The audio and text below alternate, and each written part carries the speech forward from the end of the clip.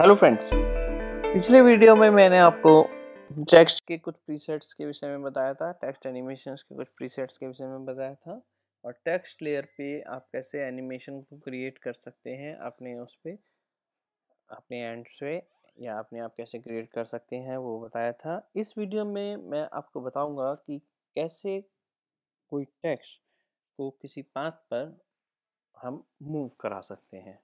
तो सबसे पहले हम एक टेक्स्ट को क्रिएट करते हैं, उससे कॉम्प पे जाइए, कॉम्प में जाके आप टेक्स्ट को क्रिएट कीजिए।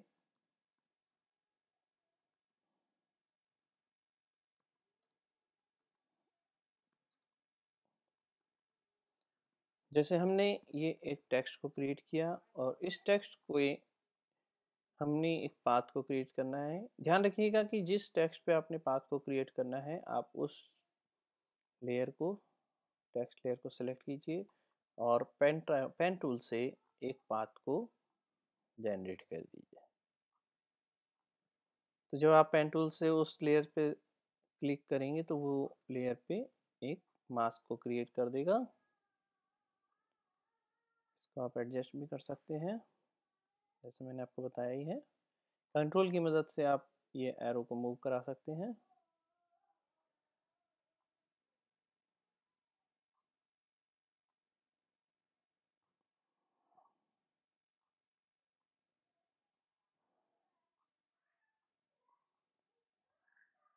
अब जो हमने पाथ को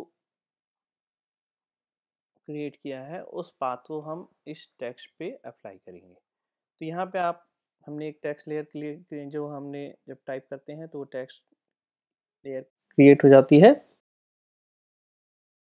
इसको जब आप ओपन करते हैं तो यहाँ पे टेक्स्ट है, मास्क है और ट्रांसफॉर्म है। मास्क वही मैंने जो आपको बताया कि वो लेयर सेलेक्ट होनी चाहिए, तो उससे लेयर सेलेक्ट है तो इसलिए मास्क को शो कर रहा है।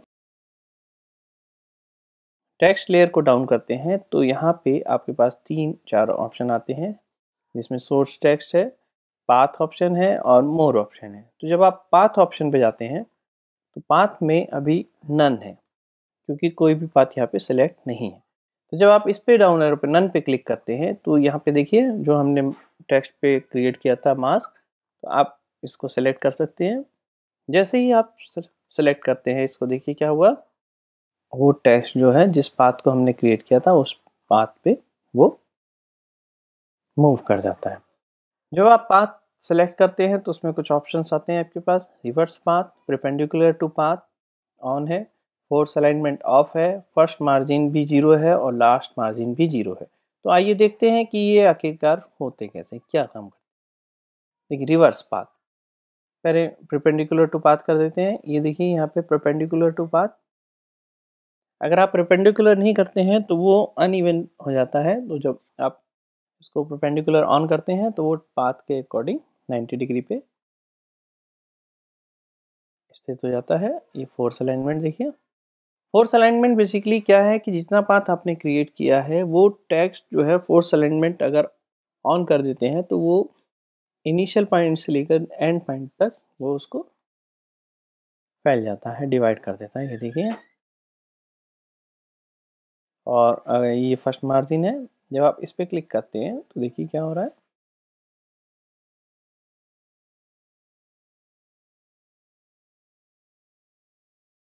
ये फर्स्ट मार्जिन, इसको हम एनिमेट कर लेते हैं 300 पे जाके।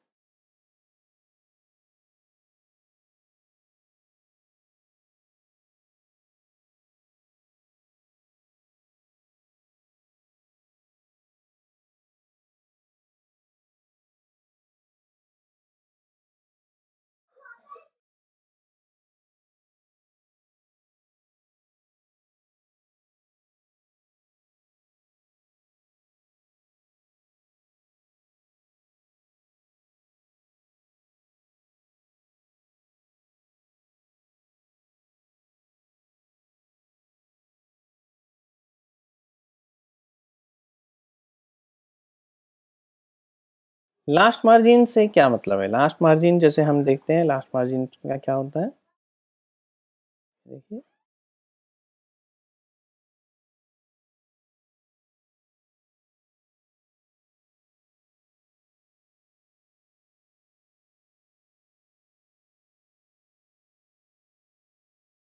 लास्ट मार्जिन से आप जो है उसको एडजस्ट कर सकते हैं थोड़ा सा।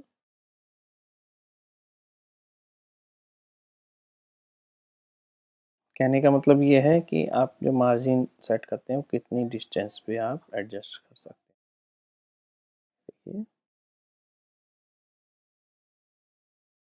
अगर मैं इसको, ये कितनी डिस्टेंस पे जा रहा है मार्जिन, ये देखिए हमें यहाँ 0 करना है तो हम इसको यहाँ तक ले आते हैं।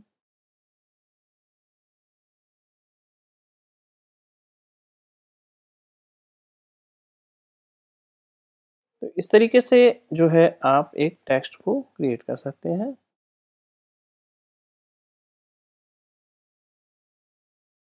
अभी देखिए बहुत तेज़ी से जा रहा है तो हम इसको थोड़ा सा स्लो कर देते हैं।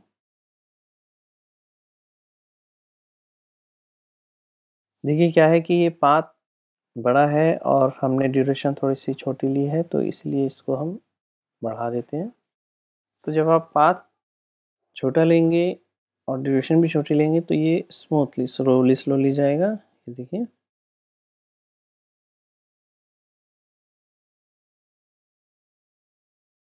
परपेंडिकुलर करने से ये होता है कि आपका टेक्स्ट जो है वो बिल्कुल स्ट्रेट रहेगा, उसी के अकॉर्डिंग मूव करेगा। ये देखिए इस तरीके से आप जो है, अब आप पाथ को अगर एडजस्ट करना चाहते हैं तो आप पाथ को भी एडजस्ट कर सकते हैं। सपोज मैंने ये पाथ को यहाँ से लिया है, इसको यहाँ पे कर दिया।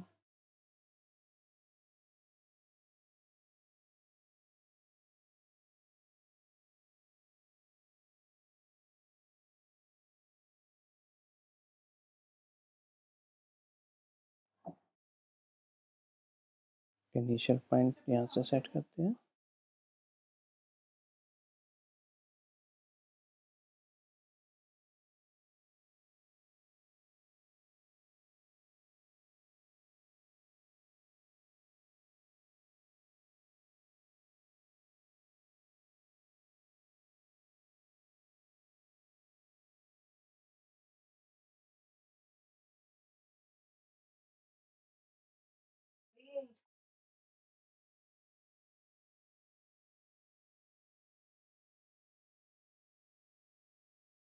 तो इस तरीके से आप कोई भी पाथ एडजस्ट कीजिए, उसे क्रिएट कीजिए और उसको एडजस्ट करते रहिए।